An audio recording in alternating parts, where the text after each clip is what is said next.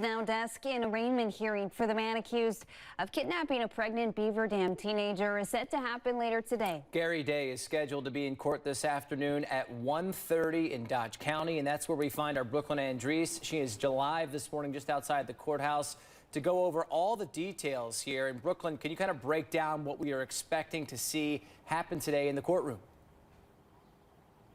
Yeah, Tim, Phoebe. So today at 1:30 is when that arraignment hearing will take place for 40-year-old Gary Day. He is expected to be read the charges brought against him here in Dodge County, and then he will enter into a plea for the state of Wisconsin. So right now, the charges that Day faces include 2 counts of child enticement and 2 counts of child abduction in Dodge County. He has already appeared in this court multiple times, as well as in Nebraska and Arkansas.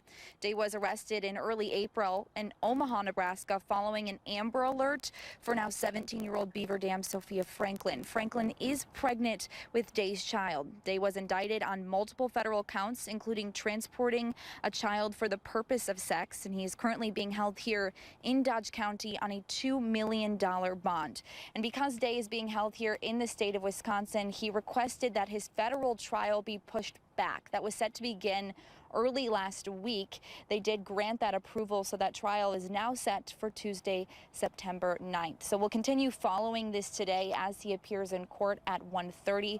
We'll continue to update you on air and online as we learn more. For now, live in Dodge County, Brooklyn Andrees, WMTV 15 News. Brooklyn, thank you. And we know there are a lot of moving parts in this case, so we do want to bring you up to speed leading up to today's hearing, what we know. Yeah, we got a little timeline for you here. So this started all the way back in April of last year when Franklin and Day began speaking to one another.